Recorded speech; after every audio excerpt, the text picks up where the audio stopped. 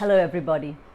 This week's question of the week has come from a student who writes in to say that there are some subjects that absolutely make him zone out and he has no will whatsoever to beat the procrastination on those, not even when there's a deadline showing up or an exam looming.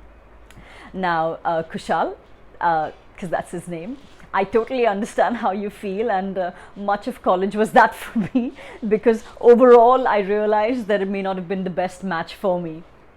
But in life, as in college, there will always be some tasks, some subjects that really don't resonate with us, that are just things that sometimes we have to buckle down and do.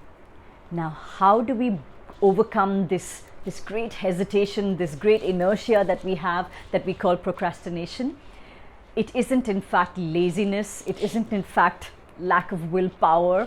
Willpower is just the ability to kind of force your mind to go in a direction that it doesn't want to go in. In the long run, it's not helpful. What works instead are sometimes just understanding your mind a little bit better and finding a way around it. So here are a few tricks or hacks that could work. See which of these work for you. If you're by and large in a course or in a field of study that you believe is something that is suited to you, then it helps to really look at the big picture. Say you're studying engineering and there are some subjects like statistics that are just not fun for you to do create that picture of who you want to be at the end of these 4 years. And having that goal in sight can sometimes spark a little bit of motivation for you to say that, you know what, I need to overcome this, and I need to not think of this as this big hurdle that I need to overcome, rather that this is just something I need to carry along such that I can reach my final goal. The second tip I have is to be careful with the labeling. Very often, if you label something a monster, it really does become that in your head. So perhaps what you can do is just get a good break, get a little bit of a coffee, a good night's sleep, and then come back and say, you know what, I don't really hate you.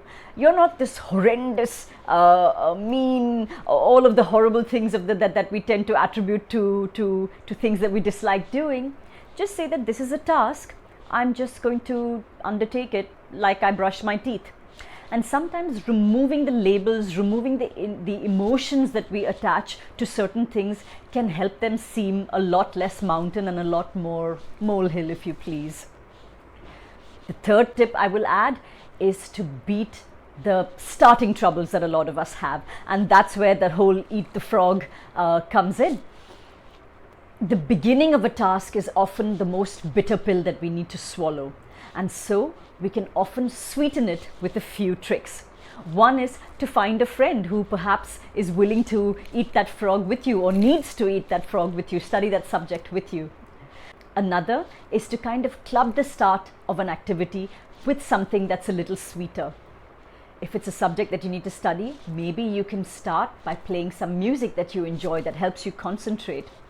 And associating it with the music will sometimes put you in a better frame of mind.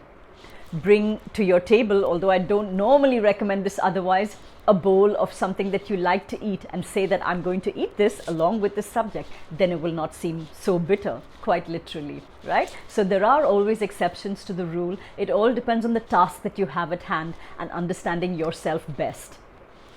Set an end point. That also really helps. I work in sections of 50 minutes, but some people prefer something called the Pomodoro method, which is of 25 minutes. Say for 25 minutes, I'm going to do just this task that I otherwise dislike doing, and nothing is going to stop me from doing that. No distractions, no notifications, and no deviations from the task. So when you break down, even if that means like 50 sessions of 25 minutes each, you will slowly conquer that mountain in small steps.